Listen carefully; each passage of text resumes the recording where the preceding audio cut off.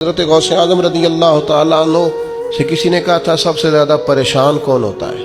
اور اس کی حضور بدگمان آدمی زیادہ پریشان ہوتا ہے، جس کا گمان برا ہو جاتا ہے نا، برا سوچتا ہے، وہ سب سے پریشان ہوتا ہے۔ تو پھر لوگوں نے پوچھا حضور بدگمان کون ہوتا ہے؟ تو حضرت غوث اعظم فرمانے لگے بدگمان وہ ہوتا ہے جو برے لوگوں کی صحبت میں بیٹھتا ہے۔ برے لوگوں کی صحبت بندے کے گمان کو برا رکھتی ہے، سوچوں کو۔ اچھے لوگوں کے پاس بیٹھیں گے سوچیں مثبت ہوں گی، اچھی ہوں گی۔ پھر حضرت غوث اعظم رضی اللہ تعالیٰ عنہ سے لوگوں نے پوچھا حضور عالم کون ہوتا ہے؟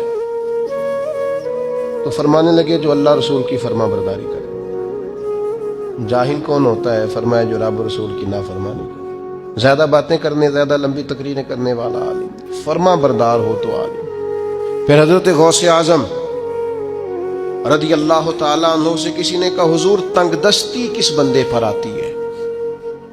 چلتے چلتے کاروبار ٹھنڈے ہو جاتے ہیں، بہت زیادہ مال ہوتا ہے، پھر انسان محتاجی میں آ جاتا ہے، محتاجی کس پر آتی ہے؟ تو حضور غوث اعظم فرمانے لگے جس کو تنہا کھانے کی عادت پڑے وہ محتاج ہوتا ہے، اور جو بانٹ کر کھاتا رہے اللہ تعالیٰ اس کے رزق میں وسعت پیدا فرما دیتا۔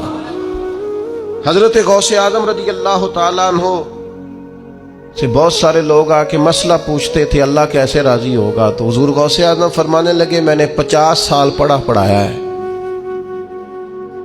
سب سے جلدی رب تب راضی ہوتا ہے جب کسی بھوکے کو کھانا کھلایا جائے، اللہ فٹافٹ جلدی راضی ہو جاتا ہے۔ پھر حضرت غوث اعظم رضی اللہ تعالیٰ عنہ سے کہا حضور برباد کون ہوتا ہے؟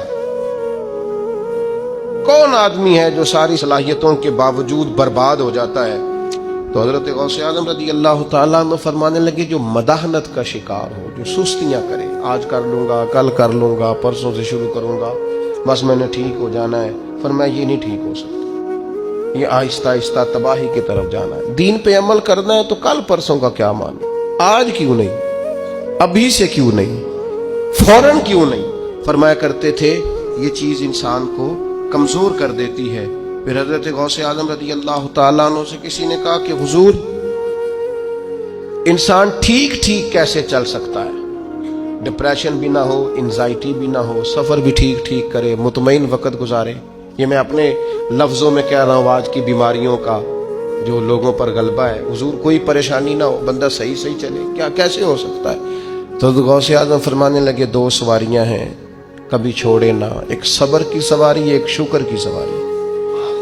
ان پر سفر کرے گا تو کبھی پریشان، نعمت ملنے پر شکر نہ بھولے، اور اگر اللہ کی طرف سے کوئی آزمائش آئے تو پھر صبر کا مظاہرہ کرے، یہ کام کرے گا تو اللہ تبارک و تعالیٰ اسے سکون عطا کرے گا۔ حضرت غوث اعظم رضی اللہ تعالیٰ عنہ سے ایک شخص نے پوچھا تھا حضور میں چاہتا ہوں اللہ تعالیٰ میرے دل کو قرار عطا کرے۔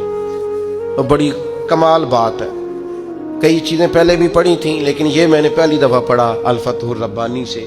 حضور کون سی چیز ہے جو دل کو پورا سکون دے؟